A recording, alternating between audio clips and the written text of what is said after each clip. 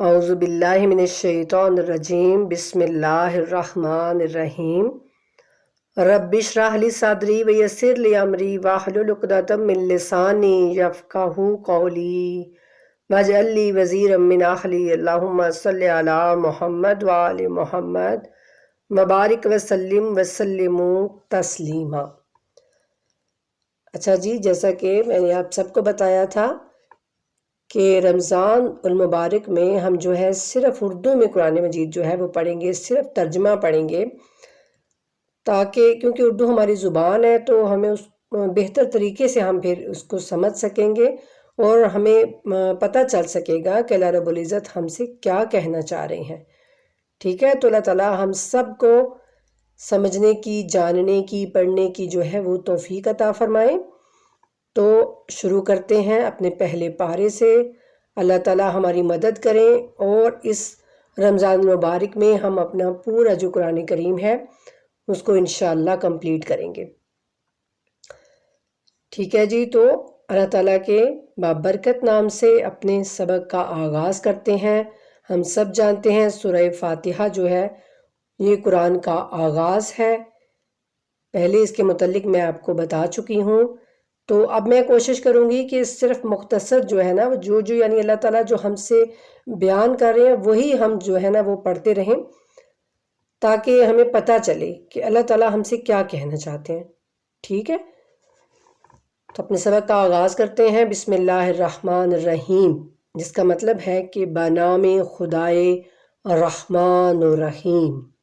ٹھیک ہے، بسم اللہ الرحمن الرحیم کا یہ مطلب ہے۔ ثناء کامل اللہ کے لیے ہے جو سارے جہان کا رب ہے۔ ثناء کامل یعنی ہر قسم کی ثنا، حمد، جو رحمان بھی ہے اور رحیم بھی، روز جزا کا مالک ہے۔ ہم صرف تیری عبادت کرتے ہیں اور تجھ ہی سے مدد مانگتے ہیں۔ ہمیں سیدھے راستے کی ہدایت فرما، ان لوگوں کے راستے کی جن پر تو نے انعام فرمایا، جن پر نہ غضب کیا گیا اور نہ ہی وہ گمراہ ہونے والے ہیں۔ تو یہاں تک یہ ہے سورہ فاتحہ۔ ٹھیک ہے، یعنی اللہ تعالیٰ سے ہم دعا مانگتے ہیں، پہلے اللہ تعالیٰ کی ہم حمد بیان کرتے ہیں، اور یہ سارا کچھ اللہ تعالیٰ نے ہمیں خود سکھایا ہوا ہے کہ اس طرح سے تم نے اگر دعا بھی مانگنی ہے تو مجھ سے اس طرح سے دعا مانگنی ہے، پہلے میری حمد و ثنا بیان کرو، اب میری بندگی بیان کرو کہ تم میرے عبد ہو، تو پھر اس کے بعد جو ہے مجھ سے کچھ مانگو۔ اور جو مانگنے کے لیے اللہ رب العزت نے ہم سے کہا ہے وہ بہترین چیز ہے ہمارے لیے، جو اس دنیا میں ہمیں چاہیے وہ کیا ہے؟ سیدھے راستے کی ہدایت۔ اور پھر آگے اللہ تعالیٰ خود ہی بتاتے ہیں کہ وہ ان لوگوں کا راستہ ہے کہ جن پر میں نے انعام کیا، اور ان لوگوں کا راستہ نہیں ہے جن پر میرا غضب ہوا اور جو گمراہ ہو گئے۔ ٹھیک ہے، تو اللہ رب العزت ہم سب کو اس کی توفیق دیں کہ ہم اس کو اچھے طریقے سے سمجھ سکیں۔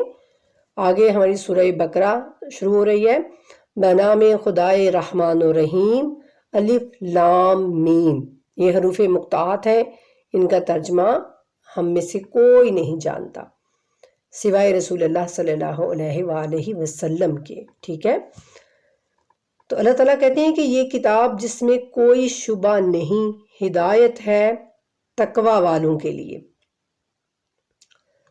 تقوی والے کون ہوتے ہیں؟ جو گناہوں سے بچتے رہتے ہیں، جو ان کے دل میں اللہ کا خوف ہوتا ہے، اللہ کا ڈر ہوتا ہے، ان کو کہتے ہیں تقوی والے۔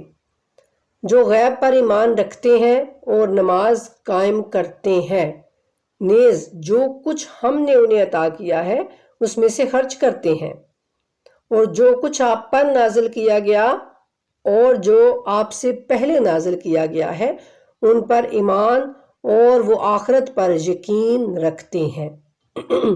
یہی لوگ ہیں اپنے رب کی طرف سے ہدایت پر قائم ہیں اور یہی فلاح پانے والے ہیں۔ فلاح یعنی کامیابی۔ ٹھیک ہے، فلاح پانے والے ہیں، کامیاب ہو جانے والے ہیں۔ اور جن لوگوں نے کفر اختیار کیا ان کے لیے یکساں ہے کہ آپ انہیں متنبہ کریں یا نہ کریں، وہ ایمان نہیں لائیں گے۔ اللہ نے ان کے دلوں اور ان کی سماعت پر مہر لگا دی ہے، نیز ان کی نگاہوں پر پردہ پڑا ہوا ہے اور ان کے لیے بڑا عذاب ہے۔ یعنی جو اللہ تعالیٰ کی بات کو سن کر انسنی کر دے گا۔ اور لوگوں میں سے کچھ ایسے بھی ہیں جو کہتے ہیں ہم اللہ اور روز آخرت پر ایمان لے آئے، حالانکہ وہ ایمان لانے والے نہیں ہیں۔ یعنی جو اپنی زبان سے اقرار کرتے ہیں لیکن حقیقت میں اللہ کہتے ہیں کہ ان کے دلوں میں ایمان نہیں ہے، وہ اللہ اور ایمان والوں کو دھوکہ دینا چاہتے ہیں، جبکہ حقیقت میں وہ صرف اپنی ذات کو ہی دھوکہ دے رہے ہوتے ہیں، لیکن وہ اس بات کا شعور نہیں رکھتے، سمجھ نہیں ہے ان کو، عقل نہیں ہے ان کو، یعنی وہ جانتے ہی نہیں ہیں اس بات کو۔ ان کے دلوں میں بیماری ہے، بس اللہ نے ان کی بیماری اور بڑھا دی، اور ان کے لیے دردناک عذاب اس وجہ سے ہے کہ وہ جھوٹ بولا کرتے تھے۔ اور جب ان سے کہا جاتا ہے کہ زمین میں فساد برپا نہ کرو تو کہتے ہیں کہ ہم تو بس اصلاح کرنے والے ہیں۔ یاد رہے فسادی تو یہی لوگ ہیں، لیکن وہ اس کا شعور نہیں رکھتے۔ اور جب ان سے کہا جاتا ہے کہ دیگر لوگوں کی طرح تم بھی ایمان لے آؤ تو وہ کہتے ہیں کہ ہم بھی ان بے وقوفوں کی طرح ایمان لے آئیں۔ یاد رہے بے وقوف تو خود یہی لوگ ہیں، لیکن یہ اس کا بھی علم نہیں رکھتے۔ اور جب وہ ایمان والوں سے ملتے ہیں تو کہتے ہیں ہم ایمان لے آئے، اور جب اپنے شیطانوں کے ساتھ تخلیے میں ہوتے ہیں، یعنی اپنے شیطانوں کے ساتھ جا کے ان سے ملتے ہیں تو کہتے ہیں کہ ہم تو تمہارے ساتھ ہیں، ان مسلمانوں کا تو ہم صرف مذاق اڑاتے ہیں۔ اور اللہ، اب یہاں دیکھیے اللہ کیا کہتے ہیں، اللہ کہتے ہیں کہ اللہ بھی ان کے ساتھ تمسخر کرتا ہے یعنی اللہ بھی ان کے ساتھ مذاق کرتا ہے۔ یعنی کیا مطلب کہ نعوذ باللہ مذاق کرنا کوئی ایسی بات نہیں کہ آپ کوئی اللہ کے ساتھ مذاق کر رہے ہیں تو اللہ بھی ان کے ساتھ مذاق کر رہے ہیں، یعنی اللہ کہتے ہیں کہ یہ خود مذاق بن کے رہ جائیں گے قیامت کے دن۔ اور اس دنیا میں بھی جو منافق ہیں، اس دنیا میں بھی ان پر جو ہے لعنت پڑتی رہے گی، اور قیامت کے دن تو اللہ کہتے ہیں کہ سب سے نچلے طبقے میں جہنم کے میں ان کو ڈالوں گا۔ تو یوں اللہ کہتے ہیں کہ یہ اللہ کا مذاق ہے، قیامت میں ان کو نظر آ جائے گا۔ اللہ بھی ان کے ساتھ تمسخر کرتا ہے اور انہیں ڈھیل دیتا ہے کہ یہ اپنی سرکشی میں سرگرداں رہیں گے۔ اور یہ وہ لوگ ہیں جنہوں نے ہدایت کے بدلے میں گمراہی خرید لی ہے، چنانچہ نہ تو ان کی تجارت سود مند رہی اور نہ ہی انہیں ہدایت حاصل ہوئی۔ ان کی مثال اس شخص کی سی ہے جس نے تلاش راہ کے لیے آگ جلائی، پھر جب اس آگ نے گرد و پیش کو روشن کر دیا تو اللہ نے ان کی روشنی سلب کر لی اور انہیں اندھیروں میں سرگرداں چھوڑ دیا کہ انہیں کچھ سمجھائی نہیں دیتا۔ وہ بہرے، گونگے اور اندھے ہیں، پس وہ اس ضلالت سے باز نہیں آئیں گے۔ یا آگے اللہ دوسری مثال ان کے لیے بیان کر رہے ہیں کہ یا جیسے آسمان سے بارش ہو رہی ہو جس میں تاریکیاں اور گرج چمک ہو، بجلی کی کڑک کی وجہ سے موت سے خائف ہو کر وہ اپنی انگلیاں کانوں میں دے لیتے ہیں، حالانکہ اللہ کافروں کو ہر طرف سے گھیرے ہوئے ہے۔ قریب ہے کہ بجلی ان کی آنکھیں سلب کر لے، یعنی ان کی آنکھوں کو ختم کر دے وہ بجلی جو آسمان پہ چمک رہی ہے۔ جب وہ ان کے لیے چمک دکھاتی ہے تو وہ اس کی روشنی میں چل پڑتے ہیں، اور جب تاریکی ان پر چھا جاتی ہے تو وہ رک جاتے ہیں۔ اور اللہ اگر چاہتا تو ان کی سماعت اور ان کی بینائی کی طاقت سلب کر لیتا۔ بلا شک، بلا شبہ اللہ ہر چیز پر قادر ہے۔ اور اے لوگو، اپنے رب کی عبادت کرو جس نے تمہیں اور تم سے پہلے والے لوگوں کو پیدا کیا تاکہ تم خطرات سے بچ جاؤ، اور جس نے تمہارے لیے زمین کو بچھونا اور آسمان کو چھت بنایا اور آسمان سے پانی برسایا، پھر اس سے تمہاری غذا کے لیے پھل پیدا کیے، پس تم جانتے بوجھتے ہوئے کسی کو اللہ کا مد مقابل نہ بناؤ۔ اور اگر تم لوگوں کو اس کتاب کے بارے میں شبہ ہو جو ہم نے اپنے بندے پر نازل کی ہے تو اس جیسا کوئی سورہ ہی بنا لاؤ، اور اللہ کے علاوہ اپنے حامیوں کو، یعنی جو تمہارے مددگار ہیں اللہ کے علاوہ، تم ان کو بھی بلا لو اگر تم سچے ہو۔ اس وقت لوگ کہتے تھے نا کہ یہ قرآن جو ہے یہ کوئی اللہ کی طرف سے کتاب نہیں آئی ہوئی ہے، تو اللہ کے رسول صلی اللہ علیہ وآلہ وسلم نے خود ہی یعنی جو ہے وہ اس کو بنا لیا ہے اور خود ہی وہ باتیں کرتے ہیں۔ تو اس لیے اللہ کہتے ہیں کہ ٹھیک ہے، اگر تم یہ سمجھتے ہو تو پھر تم اس جیسی ایک سورہ ہی بنا لاؤ، اور اگر تم نے ایسا نہ کیا اور ہرگز تم ایسا نہ کر سکو گے تو اس آتش سے ڈرو جس کا ایندھن آدمی اور پتھر ہیں۔ ٹھیک ہے، یعنی اللہ تعالیٰ خود ہی بتا رہے ہیں کہ تم ہرگز ایسا نہیں کر سکو گے۔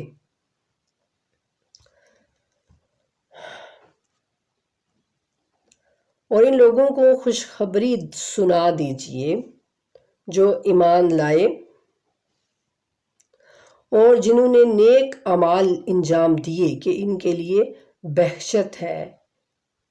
بہشت جنت کے باغات ہیں جن کے نیچے نہریں جاری ہوں گی، اور اس میں جب بھی کوئی پھل کھانے کو ملے گا تو وہ کہیں گے کہ یہ تو وہی ہے جو اس سے پہلے بھی ان کو مل چکا ہے، حالانکہ انہیں ملتا جلتا دیا گیا ہے، اور ان کے لیے جنت میں پاک بیویاں ہوں گی اور وہ اس میں ہمیشہ رہیں گے۔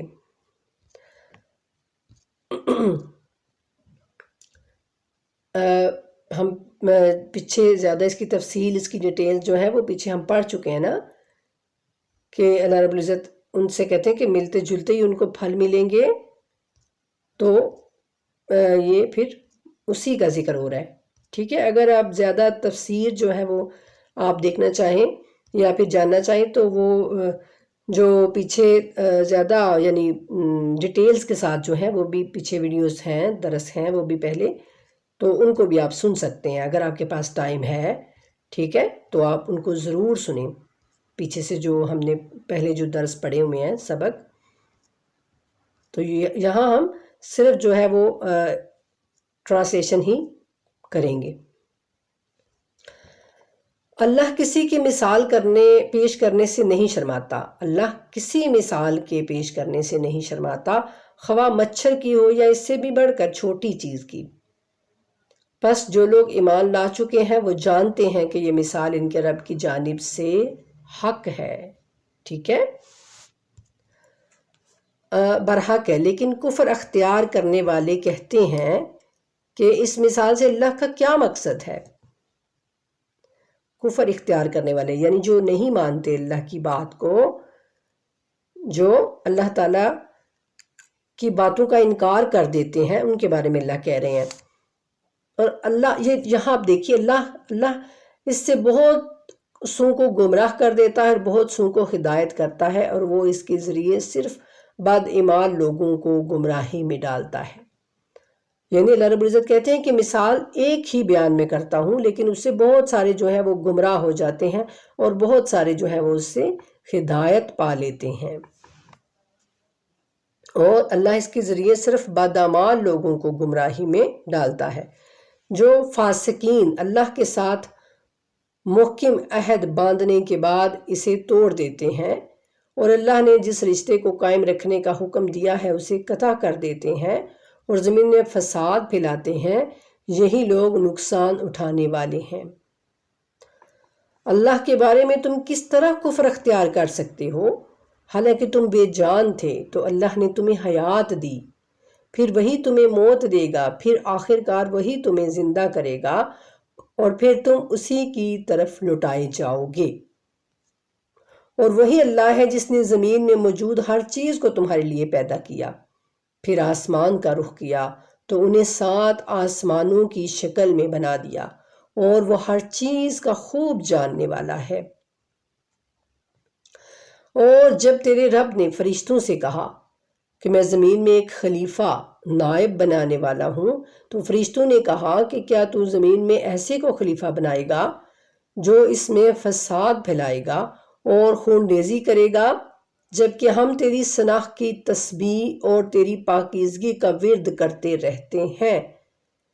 تو اللہ نے فرمایا کہ اسرار ہلکت بشر کے بارے میں وہ جانتا ہوں جو تم نہیں جانتے۔ فرشتوں سے اللہ رب العزت کا یہ کلام کرنا، اور اللہ نے آدم کو تمام نام سکھا دیے، پھر انہیں فرشتوں کے سامنے پیش کیا، پھر فرمایا اگر تم سچے ہو تو مجھے ان کے نام بتاؤ۔ اس کے بارے میں بھی ہم بہت ڈیٹیلز جو ہیں وہ پیچھے سبق میں پڑھ چکے ہیں، ٹھیک ہے۔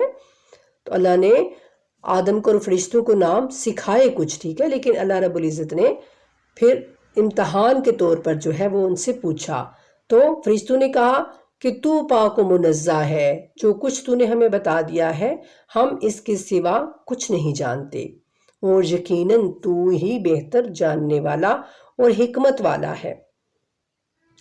تو اللہ رب العزت نے فرمایا کہ آدم ان فرشتوں کو ان کے نام بتلا دو۔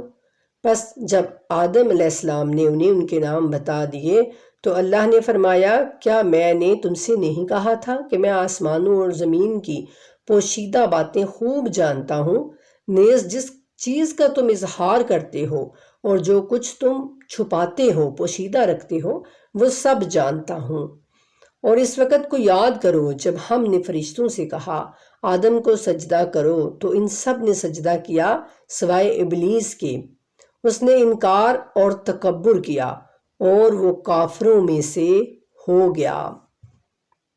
اور ہم نے کہا اے آدم تم اور تمہاری زوجہ جنت میں قیام کرو اور اس میں جہاں سے چاہو فراوانی سے کھاؤ، اور اس درخت کے قریب نہ جانا ورنہ تم دونوں زیادتی کا ارتکاب کرنے والوں میں سے ہو جاؤ گے۔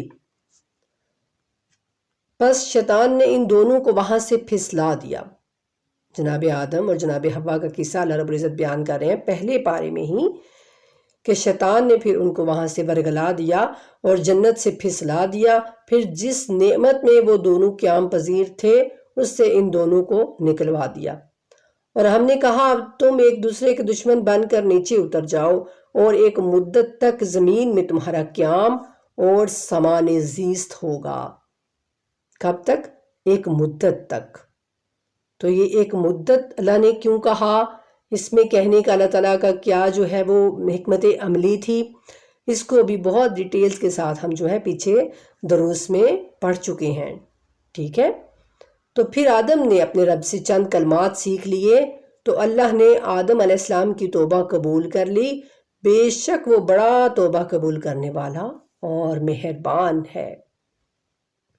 اور ہم نے کہا تم سب یہاں سے نیچے اتر جاؤ۔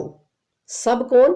یعنی اللہ نے جناب آدم اور جناب حوا کو بھی زمین پہ اتار دیا اور شیطان کو بھی زمین پر پھینک دیا، تو تم سب یہاں سے نیچے اتر جاؤ، پھر اگر میری طرف سے کوئی ہدایت تم تک پہنچے تو جس نے میری ہدایت کی پیروی کی پھر انہیں نہ تو کوئی خوف ہوگا اور نہ ہی وہ غمگین ہوں گے۔ اب اس بات کو آپ نے اپنے ذہن میں محفوظ رکھنا ہے کہ اللہ رب العزت کہہ رہے ہیں کہ ہدایت کس کی طرف سے آئے گی؟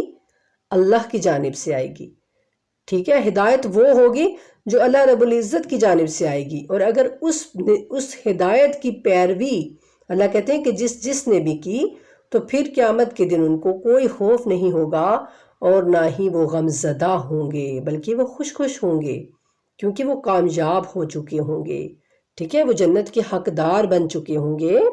اور آگے اللہ کہتے ہیں کہ اور جو لوگ کفر کریں گے اور ہماری آیات کو جھٹلائیں گے وہی دوزخ والے ہوں گے اور وہ اس میں ہمیشہ رہیں گے۔ استغفر اللہ۔ اے بنی اسرائیل میری وہ نعمت یاد کرو جس سے میں نے تمہیں نوازا ہے، اور میرے عہد کو پورا کرو تو میں بھی تمہارے عہد کو پورا کروں گا، اور تم لوگ صرف مجھ ہی سے ڈرتے رہو، اور میری نازل کردہ اس کتاب پر ایمان لاؤ جو تمہارے پاس موجود کتاب کی تصدیق کرنے والی ہے، یعنی قرآن پر ایمان لاؤ جو توریت اور انجیل کی تصدیق کرتی ہے، اور سب سے پہلے تم ہی اس کے منکر مت بنو اور میری آیات کو تھوڑی قیمت پر فروخت نہ کرو اور صرف میرے غضب سے بچنے کی فکر کرو، اور حق کو باطل کے ساتھ خلط نہ کرو، ملاؤ، خلط کرنا ملا دینا، حق کو باطل کے ساتھ ملا دینا، حق کو باطل کے ساتھ خلط نہ کرو اور جان بوجھ کر حق کو نہ چھپاؤ، اور نماز قائم کرو اور زکوٰۃ ادا کرو اور اللہ کے سامنے جھکنے والوں کے ساتھ جھکا کرو۔ یہ اللہ تعالیٰ ان کو یاد دہانی کروا رہے ہیں اپنی ساری چیزوں کی، کہ جو میں نے تم سے سارا باتیں بتائی ہوئی ہیں پہلے میں نے تم کو، ٹھیک ہے؟ اللہ کے سامنے جھکنے والوں کے ساتھ جھکا کرو۔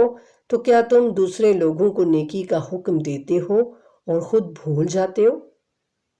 اپنے آپ کو یعنی بھول جاتے ہو، دوسروں کو تم نیکی کا حکم دیتے رہتے ہو۔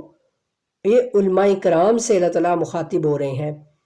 اب یہ بات تو بنی اسرائیل کے علماء کی ہو رہی ہے، لیکن یہاں پر اب ہمارے لیے، کیونکہ یہ قرآن جو ہے یہ ایسا معجزہ ہے کہ یہ قیامت تک کے لوگوں کو ہدایت کا راستہ دکھاتا رہے گا، اور اس میں ہر انسان اپنے آپ کو پائے گا۔ اگر وہ پڑھے گا نا دھیان سے قرآن کو، تو کوئی نہ کوئی آیت جو ہے وہ اس کا آئینہ ضرور دکھا رہی ہوگی کہ تم اس جیسے ہو، ٹھیک ہے؟ یعنی قرآن یہ آئینہ ہے ہمارے لیے۔ تو اللہ کہتے ہیں کہ کیا تم دوسرے لوگوں کو نیکی کا حکم دیتے ہو اور خود کو بھول جاتے ہو، حالانکہ تم کتاب اللہ کی تلاوت کرتے ہو؟ کیا تم عقل سے کام نہیں لیتے؟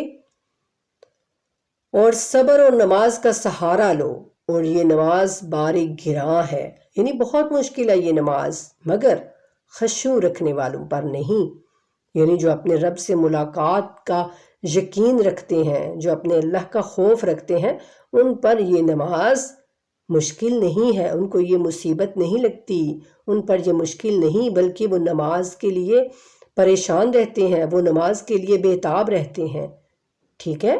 جنہیں اس بات کا خیال رہتا ہے کہ انہیں اپنے رب سے ملنا ہے اور اسی کی طرف لوٹ کر جانا ہے۔ نماز یعنی اللہ کہتے ہیں ان لوگوں کے لیے مشکل نہیں ہے جنہیں اس بات کا خیال رہتا ہے کہ انہیں اپنے رب سے ملنا ہے اور اسی کی طرف لوٹ کر جانا ہے۔ تو اے بنی اسرائیل، میری وہ نعمت یاد کرو جس سے میں نے تمہیں نوازا اور تمہیں عالمین پر فضیلت دی، اور اس دن سے بچنے کی فکر کرو جس دن نہ کوئی کسی کا بدلہ بن سکے گا اور نہ کسی کی سفارش قبول ہوگی اور نہ کسی سے کوئی معاوضہ لیا جائے گا اور نہ ہی ان کی کوئی مدد کی جائے گی۔ اللہ تعالیٰ ایک ایک چیز کو، یعنی جو انہوں نے اپنے ذہن میں وہ بنایا ہوا تھا نا پلان، کہ ہم اس دن یوں بچ جائیں گے، اس طرح سے ہماری سفارش ہوگی، اس طرح سے کچھ ہو جائے گا، تو وہ اللہ تعالیٰ ہر چیز کو رد کر رہے ہیں، ہر چیز کو کہہ رہے ہیں اللہ کچھ بھی نہیں ہوگا، اگر تم اللہ کی بات نہیں مانو گے تو پھر کوئی بھی کام تمہیں نہیں آئے گا، کوئی بھی چیز، ٹھیک ہے؟ اور وہ وقت یاد کرو جب ہم نے تمہیں فرعونیوں سے نجات دی جو تمہیں بری طرح اذیت دیتے تھے، تمہارے بیٹوں کو ذبح کرتے تھے اور تمہاری بیٹیوں کو زندہ رہنے دیتے تھے، اور اس میں تمہارے رب کی طرف سے بڑا امتحان تھا۔ اور وہ وقت بھی یاد کرو جب ہم نے تمہارے لیے سمندر کو شق کیا، پھر تمہیں نجات دی اور تمہاری نگاہوں کے سامنے فرعونیوں کو غرق کر دیا۔ اور وہ وقت بھی یاد کرو جب ہم نے موسیٰ سے 40 راتوں کا وعدہ کیا تھا، پھر اس کے بعد تم نے گوسالہ کو بغرض پرستش اختیار کیا۔ گوسالہ یعنی وہ بچھڑا بنا کے تو اس کو تم پوجنے لگے اور تم ظالم بن گئے۔ پھر اس کے بعد ہم نے تمہیں معاف کر دیا کہ شاید تم شکر گزار بن جاؤ۔ اور وہ وقت بھی یاد کرو جب ہم نے موسیٰ کو توریت، کتاب اور فرقان، حق و باطل میں امتیاز کرنے والا قانون عطا کیا تاکہ تم ہدایت حاصل کرو۔ اور وہ وقت بھی یاد کرو جب موسیٰ نے اپنی قوم سے کہا کہ میری قوم، تم نے گوسالہ اختیار کر کے یقیناً اپنے آپ پر بہت ظلم کیا ہے، یعنی بچھڑے کی پوجا کر کے تم نے اپنے آپ پر بہت ظلم کیا ہے، بس اپنے خالق کی بارگاہ میں توبہ کرو اور اپنے لوگوں کو قتل کرو، تمہارے خالق کے نزدیک تمہارے حق میں یہی بہتر ہے۔ پھر اس نے تمہاری توبہ قبول کر لی، بے شک وہ خوب توبہ قبول کرنے والا اور مہربان ہے۔ اور یاد کرو وہ وقت جب تم نے کہا ہے موسیٰ، ہم آپ پر ہرگز یقین نہیں کریں گے جب تک ہم خدا کو علانیہ نہ دیکھ لیں، یعنی خود اپنی آنکھوں سے اپنے رب کو نہ دیکھ لیں۔ تو اس پر بجلی نے تمہیں گرفت میں لے لیا اور تم دیکھتے رہ گئے۔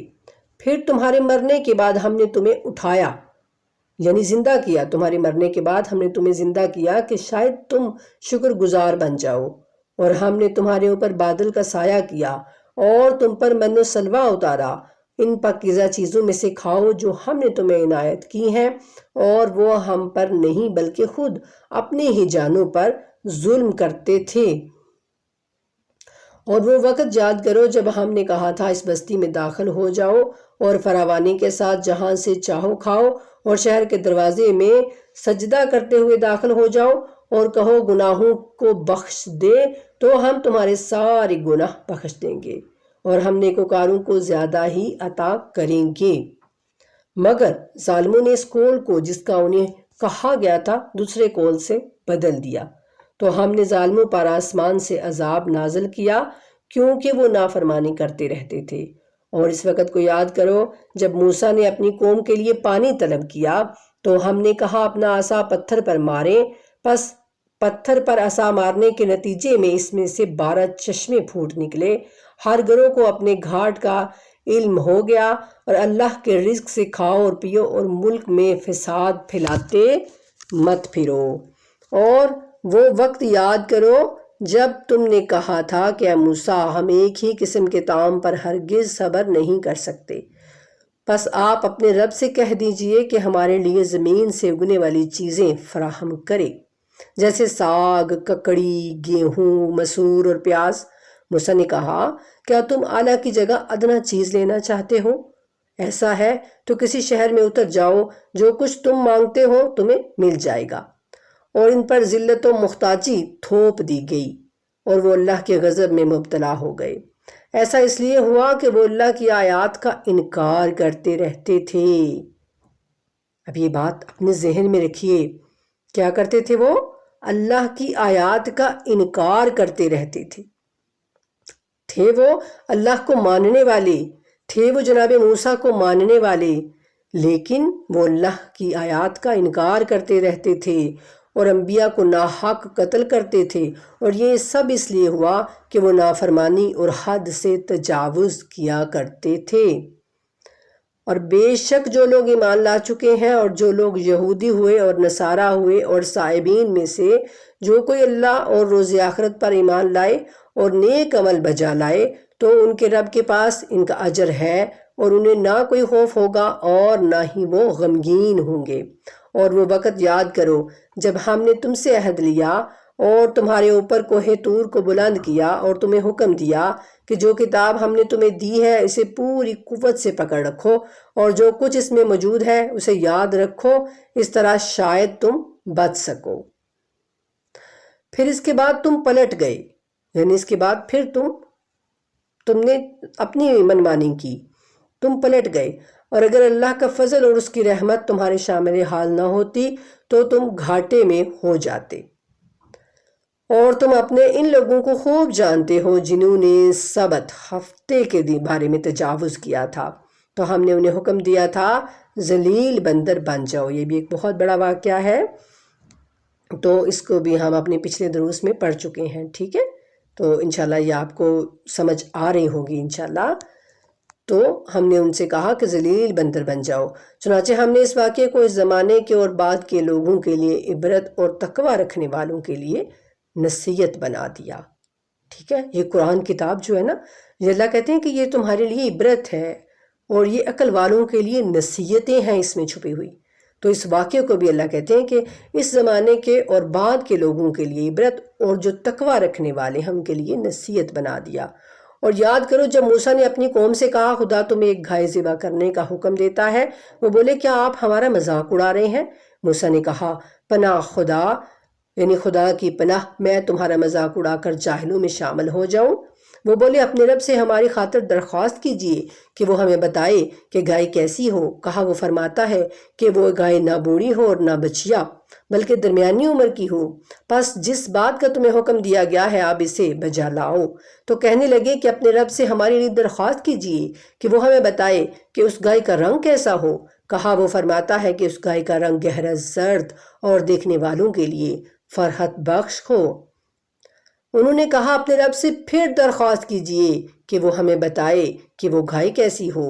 گائے ہم پر مشتبہ ہو گئی ہے، یعنی ہمیں سمجھ نہیں آ رہی ہے کہ گائے کیسی ہو، اور اگر خدا نے چاہا تو ہم اسے ضرور ڈھونڈ لیں گے۔ یہ بھی بہت بڑا واقعہ، اس کو بھی ہم پیچھے جو ہے بہت ڈیٹیلز کے ساتھ پڑھ چکے ہیں۔ تو موسیٰ علیہ السلام نے کہا اللہ فرماتا ہے کہ وہ گائے ایسی سدھائی ہوئی ہو جو ہل چلائے، جو نہیں یعنی جو ہل نہ چلائے اور کھیتی کو پانی دے، بلکہ وہ سالم ہو، یعنی انہوں نے کوئی اس سے کام وغیرہ نہ لیا ہو بلکہ وہ سالم ہو، تو اس پر کسی قسم کا کوئی دھبا نہ ہو۔ کہنے لگی اب آپ نے ٹھیک نشاندہی کی ہے۔ پھر انہوں نے گائے کو ذبح کر دیا، حالانکہ وہ ایسا کرنے والے نہیں لگتے تھے۔ اللہ رب العزت کتنا انسان کو جانتے ہیں نا۔ اور جب تم نے ایک شخص کو قتل کر ڈالا، پھر ایک دوسرے پر اس کا الزام لگانے لگے، لیکن جو بات تم چھپا رہے تھے اللہ اسے ظاہر کرنے والا تھا۔ تو ہم نے کہا گائے کا ایک حصہ اس مقتول کے جسم پر مارو، یوں اللہ مردوں کو زندہ کرتا ہے اور تمہیں اپنی نشانیاں دکھاتا ہے تاکہ تم عقل سے کام لو۔ پھر اس کے بعد بھی تمہارے دل سخت رہے، پس وہ پتھر کی مانند بلکہ اس سے بھی زیادہ سخت ہو گئے، کیونکہ پتھروں میں سے کوئی تو ایسا ہوتا ہے جس سے نہریں پھوٹتی ہیں، اور کوئی ایسا ہے کہ جس میں شگاف پڑ جاتا ہے تو اس سے پانی بہہ نکلتا ہے، اور ان میں کوئی ایسا بھی ہے جو خیبت الہی سے، اللہ کے ڈر سے نیچے گر پڑتا ہے، اور اللہ تمہارے اعمال سے بے خبر نہیں ہے۔ کیا تم اس بات کی توقع رکھتے ہو کہ ان سب باتوں کے باوجود یہودی تمہارے دین پر ایمان لے آئیں گے؟ حالانکہ ان میں ایک گروہ ایسا رہا ہے جو اللہ کا کلام سنتا ہے، پھر اسے سمجھ لینے کے بعد جان بوجھ کر اس میں تحریف کر دیتا ہے۔ سمجھ لینے کے بعد یعنی اس کو بدل ڈالتا ہے۔ اور جب وہ اہل ایمان سے ملتے ہیں تو کہتے ہیں کہ ہم ایمان لا چکے ہیں، اور جب خلوت میں اپنے ساتھیوں سے ملتے ہیں تو کہتے ہیں کہ جو راز اللہ نے تمہارے لیے کھولے ہیں وہ تم ان مسلمانوں کو کیوں بتاتے ہو؟ کیا تم نہیں سمجھتے کہ وہ مسلمان اس بات کو تمہارے رب کے حضور تمہارے خلاف دلیل بنائیں گے؟ کیا یہود نہیں جانتے کہ اللہ سب کچھ جانتا ہے، خواہ وہ چھپائیں یا وہ ظاہر کریں؟ ان میں سے کچھ ایسے ناخواندہ لوگ ہیں، ان پڑھ لوگ، اللہ کہتے ہیں کہ کچھ ایسے ہیں جو کتاب توریت کو نہیں جانتے۔ ناخواندہ اللہ کیوں کہہ رہے ہیں، ان پڑھ اللہ کیوں کہہ رہے ہیں؟ چاہے وہ پی ایچ ڈی کی ڈگریاں کر لیں، چاہے وہ بڑے بڑے ڈاکٹرز بن جائیں، لیکن وہ اپنی کتاب کو نہیں جانتے۔ وہ جو اللہ نے ان کے لیے ہدایت نازل کی ہے اس کو جو نہیں جانتا، اس کو جو نہیں سمجھنے کی کوشش کرتا، وہ اللہ کے نزدیک جاہل ہے، ان پڑھ ہے۔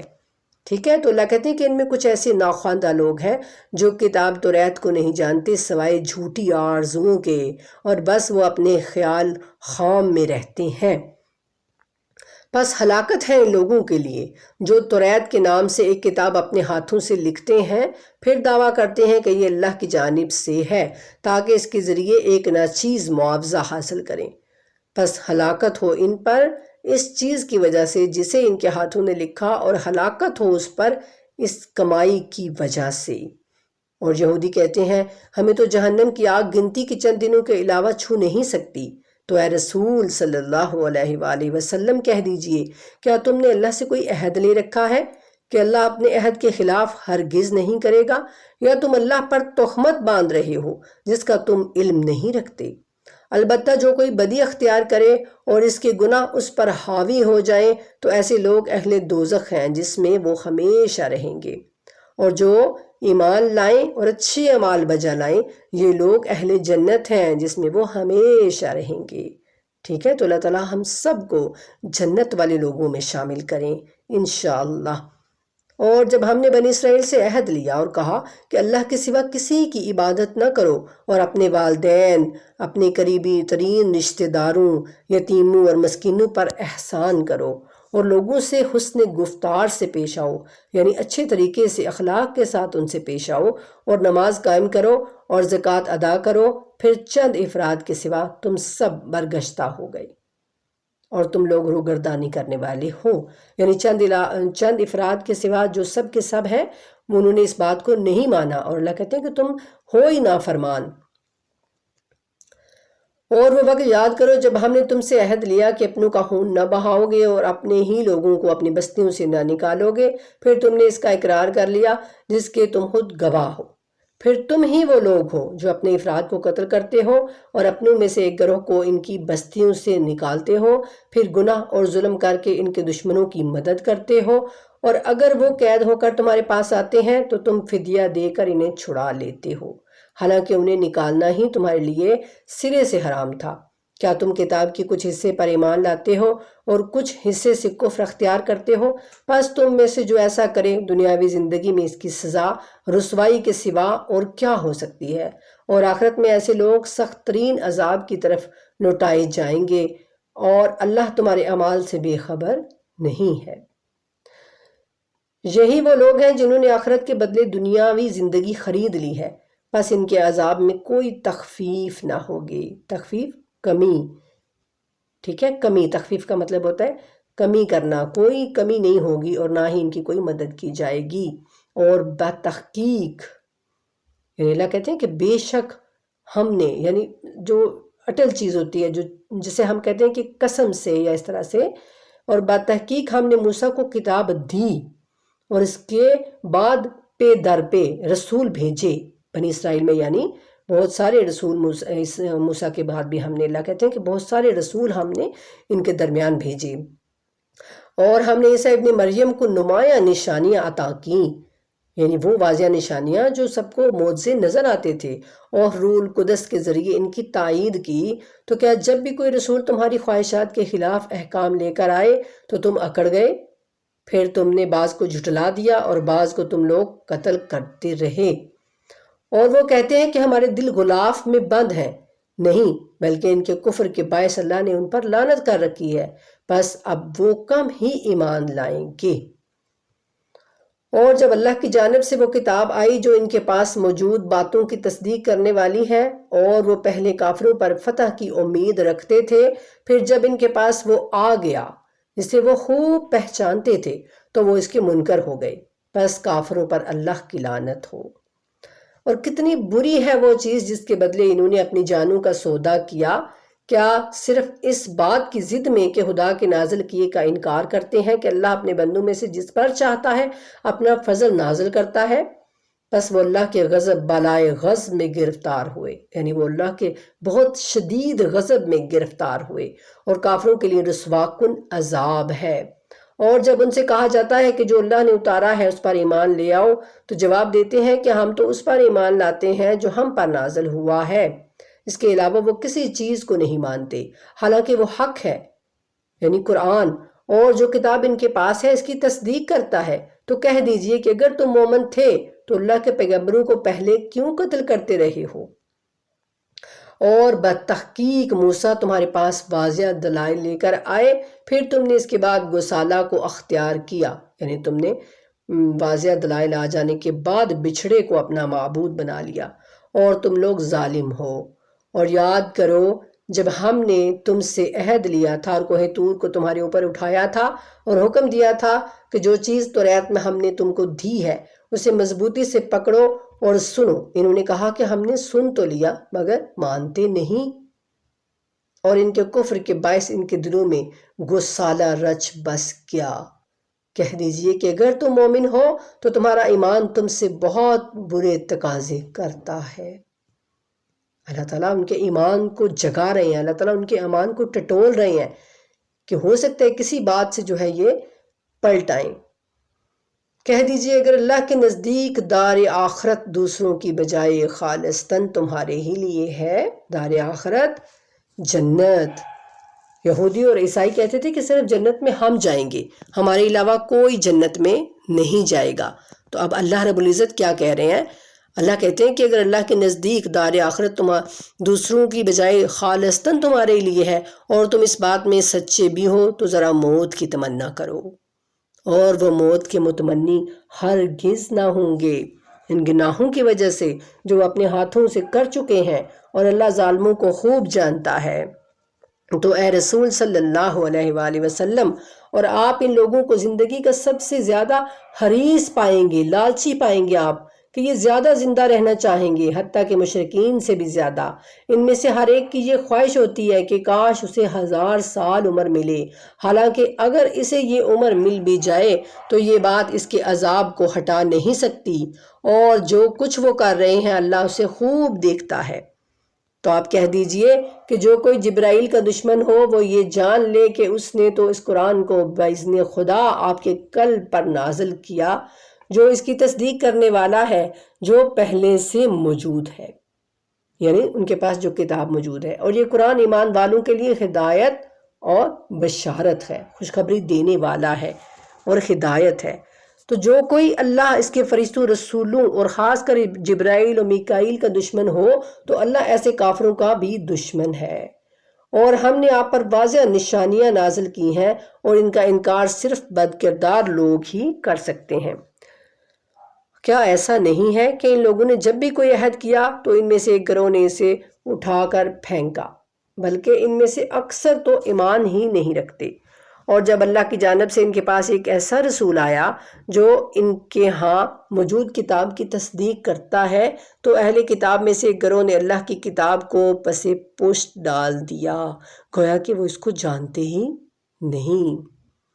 یہ بھی بہت بہت بڑی بات ہے ہمارے لیے، اور اس کو سمجھنا ہم سب کے لیے بہت ضروری ہے۔ اور سلیمان علیہ السلام کے عہد حکومت میں شیاطین جو کچھ پڑھا کرتے تھے یہ یہودی اس کی پیروی کرنے لگ گئے، حالانکہ سلیمان نے کبھی کفر نہیں کیا بلکہ شیاطین کفر کیا کرتے تھے جو لوگوں کو سحر کی تعلیم دیا کرتے تھے، اور وہ اس علم کی بھی پیروی کرنے لگے جو بابل میں 2 فرشتوں ہاروت و ماروت پر نازل کیا گیا تھا، حالانکہ یہ دونوں کسی کو کچھ نہیں سکھاتے تھے جب تک اسے خبردار نہ کر لے کہ دیکھو ہم تو صرف آزمائش کے لیے آئے ہیں، کہیں تم کفر اختیار نہ کر لینا۔ مگر لوگ ان دونوں سے وہ سحر سیکھ لیتے تھے جس سے وہ مرد اور اس کی زوجہ کے درمیان جدائی ڈال دیتے، حالانکہ اذن خدا کے بغیر وہ اس کے ذریعے کسی کو ضرر نہیں پہنچا سکتے تھے، اور یہ لوگ اس چیز کو سیکھتے تھے جو ان کے لیے ضرر رساں ہو، یعنی جو ان کے لیے بالکل بھی فائدہ مند نہیں تھی بلکہ نقصان دہ تھی اور فائدہ مند نہ ہو، اور بتحقیق انہیں علم ہے کہ جس نے یہ سودا کیا اس کا آخرت میں کوئی حصہ نہیں، اور کاش وہ جان لیتے کہ انہوں نے اپنے نفسوں کا بہت برا سودا کیا ہے۔ اور اگر وہ ایمان لے آتے اور تقوی اختیار کرتے تو اللہ کے پاس اس کا ثواب کہیں بہتر ہوتا، اور کاش وہ سمجھ لیتے۔ تو اے ایمان والو، رائنا نہ کہو بلکہ اس کی جگہ انظر نہ کہا کرو، اور رسول کی باتیں توجہ سے سنا کرو، اور کافروں کے لیے تو دردناک عذاب ہے۔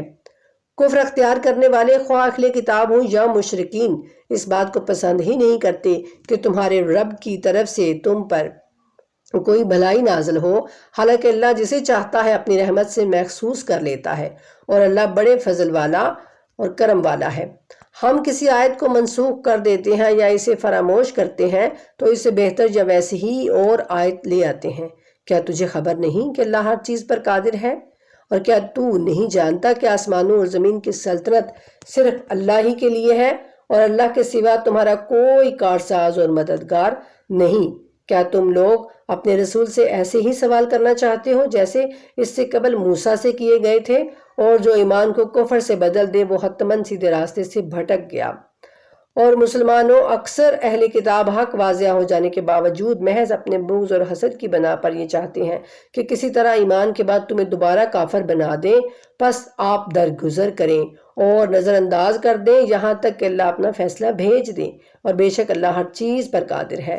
اور نماز قائم کرو اور زکوٰۃ ادا کرو، اور جو کچھ نیکی تم اپنے لیے آگے بھیجو گے اسے اللہ کے ہاں موجود پاؤ گے۔ تم جو بھی عمل انجام دیتے ہو اللہ یقیناً اس کو خوب دیکھنے والا ہے۔ اور وہ کہتے ہیں کہ جنت میں یہودی یا نصرانی کے علاوہ کوئی ہرگز داخل نہیں ہو سکتا، یہ محض ان کی آرزویں ہیں۔ آپ کہہ دیجئے کہ اگر تم سچے ہو تو اپنی دلیل پیش کرو۔ ہاں، جس نے اپنے آپ کو اللہ کے حوالے کر دیا اور وہ نیکی کرنے والا ہے تو اس کے لیے اس کے رب کے پاس اس کا اجر ہے، اور انہیں نہ تو کوئی خوف ہوگا اور نہ ہی کوئی حزن یعنی غم۔ اور یہود کہتے ہیں کہ نصارہ کا مذہب کسی بنیاد پر استوار نہیں، اور نصارہ کہتے ہیں کہ یہود کا مذہب کسی بنیاد پر استوار نہیں، حالانکہ وہ یہود و نصارہ کتاب کی تلاوت کرتے ہیں۔ اس طرح کی بات جاہلوں نے بھی کہی، بس اللہ بروز قیامت ان کے درمیان اس معاملے میں فیصلہ کرے گا جس میں یہ اختلاف کرتے تھے۔ اور اس سے بڑھ کر ظالم کون ہوگا جو اللہ کی مساجد میں اس کا نام لینے سے روکے اور ان کی ویرانی کی کوشش کرے؟ ان لوگوں کو مساجد میں داخل ہونے کا حق نہیں مگر خوف کے ساتھ۔ ان کے لیے دنیا میں رسوائی اور آخرت میں عذاب عظیم ہے، اور مشرق اور مغرب دونوں اللہ ہی کے لیے ہیں، پس جدھر بھی رخ کرو ادھر اللہ کی ذات ہے۔ بے شک اللہ سب چیزوں کا احاطہ رکھنے والا اور بڑا علم رکھنے والا ہے۔ اور وہ کہتے ہیں کہ اللہ نے کسی کو اپنا بیٹا بنا لیا ہے، پاک ہے وہ ذات ایسی باتوں سے، بلکہ جو کچھ بھی آسمانوں میں ہے اور زمین میں ہے وہ سب اللہ کی ملکیت ہے، سب اس کے تابع فرمان ہے۔ وہ آسمانوں اور زمین کا موجد ہے، ایجاد کرنے والا ہے، اور جب وہ کسی امر کا فیصلہ کر لیتا ہے تو اسے کہتا ہے کہ ہو جا، بس وہ ہو جاتا ہے۔ اور بے علم لوگ کہتے ہیں کہ اللہ ہم سے ہم کلام کیوں نہیں ہوتا، یا ہمارے پاس کوئی نشانی کیوں نہیں آتی؟ ان سے پہلے لوگ بھی اسی طرح کی بات کر چکے ہیں، ان کے دل ایک جیسے ہو گئے ہیں۔ ہم نے تو اہل یقین کے لیے کھول کر نشانیاں بیان کی ہیں، اور ہم نے آپ کو حق کے ساتھ بشارت دینے والا اور تنبیہ کرنے والا بنا کر بھیجا ہے، اور آپ سے اہل دوزخ کے بارے میں کوئی پرس نہیں ہوگی، یعنی کوئی پوچھ گچھ نہیں ہوگی اہل دوزخ کے بارے میں رسول اللہ سے۔ اور آپ سے یہود و نصارہ اس وقت تک خوش نہیں ہو سکتے جب تک آپ ان کے مذہب کے پیرو نہ بن جائیں۔ کہہ دیجئے یقین اللہ کی ہدایت ہی اصل ہدایت ہے، اور اس علم کے بعد جو آپ کے پاس آ چکا ہے، اگر آپ نے ان کی خواہشات کی پیروی کی تو آپ کے لیے اللہ کی طرف سے کوئی کارساز ہوگا اور نہ ہی مددگار ہوگا۔ یہ رسول اللہ صلی اللہ علیہ وآلہ وسلم سے کہا جا رہا ہے، ذرا غور سے سنیے۔ جنہیں ہم نے کتاب عنایت کی ہے اور وہ اس کا حق تلاوت ادا کرتے ہیں، وہی لوگ اس قرآن پر ایمان لائیں گے، اور جو اس سے کفر اختیار کرے گا پس وہی گھاٹے میں ہے۔ اور اے بنی اسرائیل، میری وہ نعمت یاد کرو جو میں نے تمہیں عطا کی ہے، اور یہ کہ میں نے تمہیں اہل عالم پر فضیلت دی ہے۔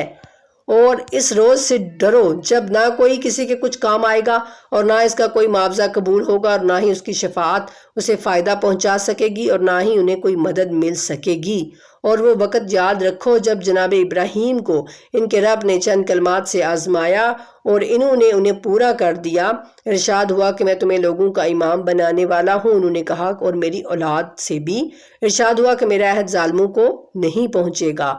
اور وہ وقت یاد رکھو جب ہم نے خانہ کعبہ کو مرجع خلائق اور مقام امن قرار دیا، اور حکم دیا کہ مقام ابراہیم کو مصلی بناؤ، اور ہم نے ابراہیم اور اسماعیل پر یہ ذمہ داری عائد کی کہ تم دونوں میرے گھر کو طواف اور اعتکاف اور رکوع و سجود کرنے والوں کے لیے پاک رکھو۔ اور وہ وقت یاد رکھو جب ابراہیم نے دعا کی کہ اے رب اسے امن کا شہر بنا دے، اور اس کے باشندوں میں سے جو اللہ اور روز قیامت پر ایمان لائیں انہیں ثمرات میں سے رزق عنایت فرما۔ ارشاد ہوا جو کفر اختیار کریں گے انہیں بھی کچھ دن دنیا کی لذتوں سے بہرہ مند ہونے کی مہلت دوں گا، پھر انہیں عذاب کی جہنم کی طرف دھکیل دوں گا، اور وہ بدترین ٹھکانہ ہے۔ اور وہ وقت بھی یاد کرو جب ابراہیم اور اسماعیل اس گھر کی بنیادیں اٹھا رہے تھے، دعا کر رہے تھے کہ ہمارے رب ہم سے یہ عمل قبول فرما لیجئے، تو یقیناً تو خوب سننے والا اور جاننے والا ہے۔ اے ہمارے رب ہم دونوں کو اپنا مطیع و فرما بردار بنا، اور ہماری ذریت سے اپنی ایک فرما بردار امت پیدا کر، اور ہمیں ہماری عبادت کی حقیقت سے آگاہ فرما، اور ہماری توبہ قبول فرما۔